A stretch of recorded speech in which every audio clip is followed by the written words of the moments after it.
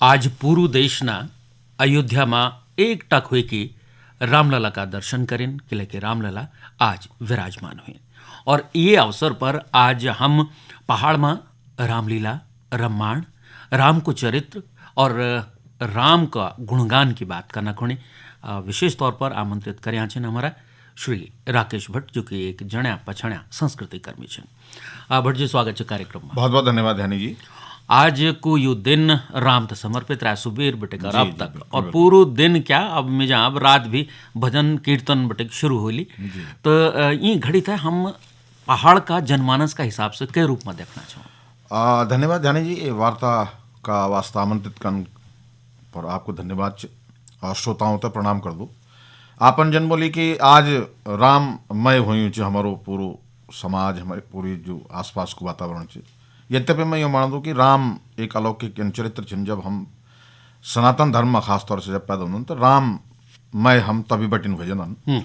लेकिन आज एक विशेष दिन यंचे कि 500 वर्षों को संघर्ष, एक सनातन धर्म की प्रतिबद्धता, सांस्कृतिक अस्मिता और हमारे एक जो राष्ट्रीय पहचान को जो आज दिन चुने गए 22 जनवरी, जो विशेष रूप से बहुत महत्व रखता हमारा धर्म का वास्ता, हमारी संस्कृति का वास्ता। अब राम को जब विषय on तो राम तो एक चराचर जगत का स्वामी छन। वो इन स्वामी छन की जो कई भी जाति, कई भी वर्ग, कई भी धर्म, कई भी समुदाय से बहुत ऐ चल जनन, जो पूरे विश्व को कल्याण को संकल्पना करी, पूरा चराचर जगत की कल्याण की संकल्पना करी। जैसे बोल इंजन की रामराज को मतलब इंचो कि हर अंतिम व्यक्ति को भी जग उद्धार उनछो। तो आज का दिन पर हम यही रामराज की संकल्पना कर सकता कि आज का बाद प्रभु राम ये हमारा समाज का वास्ता, हमारा देश का वास्ता, संपूर्ण जगत का वास्ता रामराज की संकल्पना दें और विश्व का प्रत्येक जीव जंतु में सद्भाव हो, धार्मिक सौहार्द बढ़ो, भाईचारा बढ़ो। और रामराज की संकल्पना ये है कि भाईचारा कन हो, भातृत्व प्रेम कन हो, यख तक की जो आप जानदन की जो त्याग और समर्पण की जो सबसे बड़ी पराकाष्ठा है प्रभु राम का जीवन से हम सब जानदन। तो आज को दिन वास्तव में हम सब तक बहुत महत्वपूर्ण है, ऐतिहासिक दिन भी चाहिए। और ये बोले जानो चाहिए कि एक संकल्प पूर्ण हुए, अब नए संकल्पों की बात आनी चाहिए कि नए राम राज्य की जखमा की 100 की बात आनी चाहिए कि स्वाभिमान हमार बण्यो रहना चाहिए। पहाड़ का परिप्रेक्ष्य में हमार लोक जीवन, लोक मानस में रामलीलाओं का दौर बटे के और ये मने जान कि हाँ राम रोम रोम माछन, कण कण मछन। तो पहाड़ की ई धरती में भी राम था हमन रामलीलाओं का अलावा और कख कख हुए जी।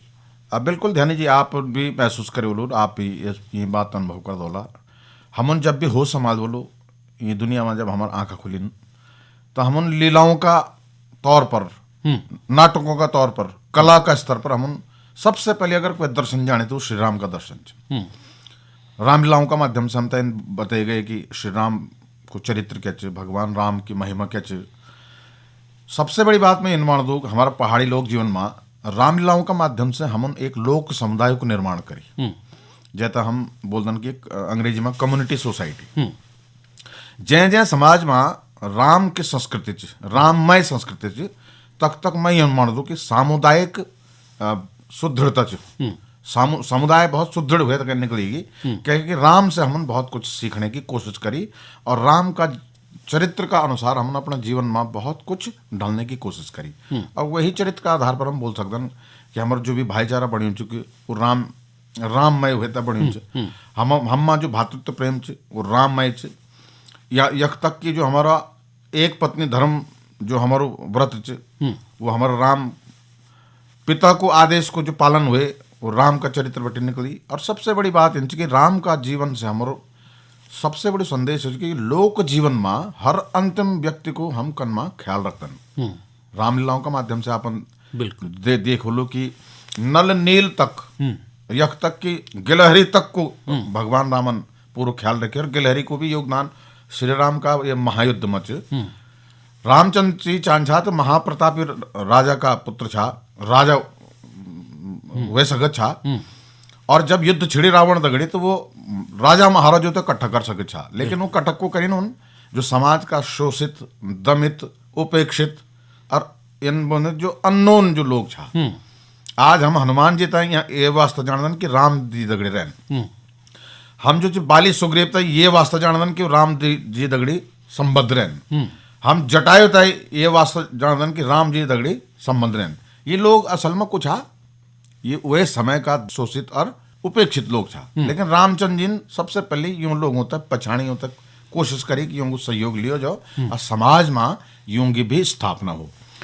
एक तो रामलीला जखमा के हम लीला को मंचन करना छो, एक राम दरबार की भी हमर इन बोले जान के पहाड़ में जब भी रामलीला होता चाहे तो राम दरबार लगन। तो आज को जो एक दरबार जो हमार समाज हमार जो ग्रामीण समाज वे दरबार में और राम दरबार में कुछ हम तो वो सब आंचलिकता या समानता देखी। बिल्कुल बिल्कुल, राम दरबार को मतलब ये छो कि समाज में एक समानता हो जख्मो हम एक स्वस्थ समाज को निर्माण कर सकूं। हमारा आदर्श जो छन वो राम का प्रतीक रूप में छन, जन हमारो भाईचारा राम का प्रतीक का रूप में छ। बिल्कुल, हमारो जो रोज रिश्तेदारी छ वो राम का प्रतीक का रूप में छ। हमारे भाईबंदी निभाने जो प्रथा छन राम का प्रतीक का रूप में प्रचलित छन। तो हम ये बोल सकते हैं कि राम हमारा राष्ट्रीय चरित्र ही नहीं है बल्कि हमारे क्षेत्रीय चरित्र को भी एक बहुत बड़ो एक प्रतीक रूप है, जैसे हम रूपक बोल सकते हैं। हमारे समाज में एक रूपक एक मिथक हम स्वीकार करियो।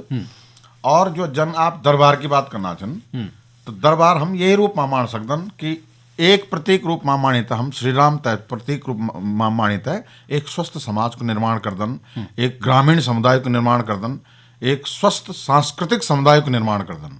और जब भी सांस्कृतिक समुदाय को निर्माण हो तो मैं समझो कि समाज बहुत मजबूत हो और वे की जड़ बहुत मजबूत हो।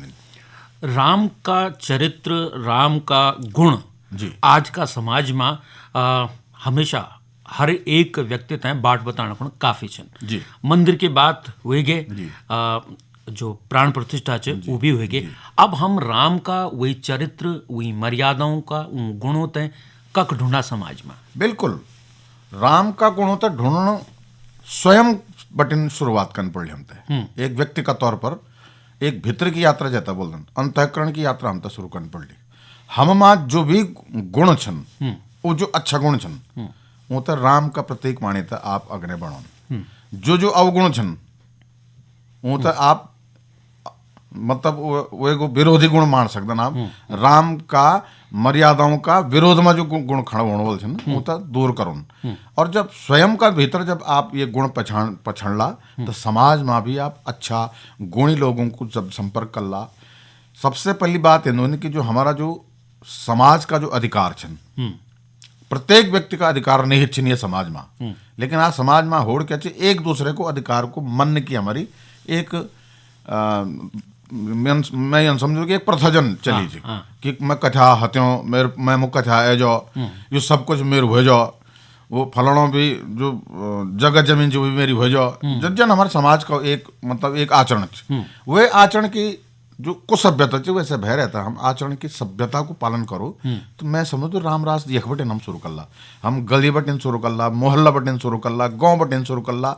और धीरे धीरे देश और समाज में जब हम बोला तो स्वाभाविक रूप से राम राज्य हम कईगो चीजों पर अनधिकार जो हक न जतौन अपना अधिकारों की स्वयं रक्षा करना तो अग्नौन, लेकिन दूसरा का अधिकारों की रक्षा करने का वास्ता भी उतना ही प्रतिबद्ध हम यो राम राज्य। पहाड़ में रामलीलाओं का एक अलग मर्यादा हुई है और हम तो मनदा कि जो पात्र जे चरित्र तह निभाना छन वो कोशिश करता छा कि कम से कम वही रामलीला का दौरान नो कम से कम आचार संहिता रहना चाहे कि वो ऐसा अलग ना हो। रामलीलाओं का दगड़े दगड़ी हमारे पास एक लोक विरासत है जैसे कि विश्व धरोहर का रूप में जने जान रम्माण। तो रामलीला और रम्माण में क्या समानता च कतना हम राम का नजदीक छो? मौलिक रूप से तो समानता ही च। रामायण मूलतः तो हिंदी भाषा की एक प्रथा च और वह अपना एक नाटकीय स्वरूप च, वह अपना नियम कानून छन रामलीला प्रस्तुत करना। लेकिन रामलीला से ही निकलने एक शब्द च रम्माण जो हमारा जोशीमठ घाटी का सलूर डुंगरा और वह आसपास का इलाकों में बड़ो प्रसिद्ध एक हमारी विधा च। तो सबसे पहले थोड़ा सा मौलिक अंतर में बता लो कि रम्माण की जो संस्कृति है वो ठेठ आंचलिक अच्छा और मुखौटा नृत्य का रूप में प्रस्तुत किए जाने वाली हमारी एक विधा है।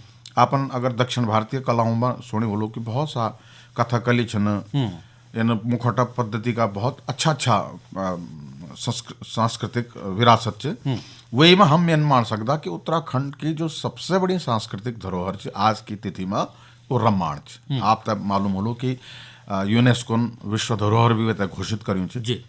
तो 18 तालों में और लगभग अप्रैल का महीनों में ये हर वर्ष ये इलाका में शुरू होंगी। अच्छा।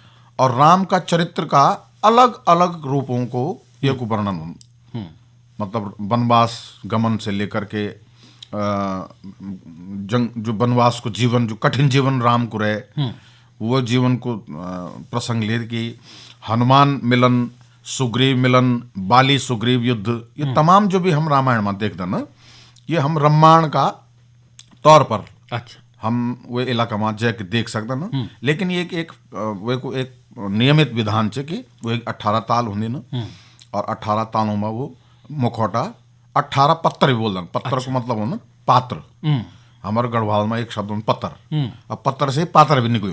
हालांकि हमारे पात्र कुछ अच्छो संबोधन नहीं मारदन, लेकिन पात्र मूलतः एक क्लिष्ट भाषा से निकले जो पात्र अभिनय करदन होता है। पात्र भी बोलना और पत्थर भी लग, तो पत्थर को मतलब इन्होंने कि जो पात्रों पर लगने वाला जो मुखौटा बोलना ना, अच्छा, होता है पत्थर शैली को नाट्य के विधा बोलते हैं। तो पत्थर शैली को एक बड़ी महान विधा है हमारे रामायण, जब हमारे राम को लोक जीवन को सांस्कृतिक चरित्र चित्रण हम ये इलाका में कर दें।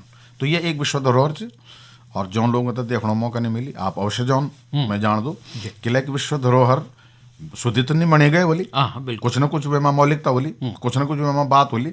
तो रामायण हमारा आज का डेट में, आज की तिथि में, जबकि हम आज प्राण प्रतिष्ठा की बात करना, वास्तव में आज याद करने लायक है कि हमारे भी एक लोक विरासत है जैसा हम रामायण बोलते हैं और हमारी विश्व धरोहर है।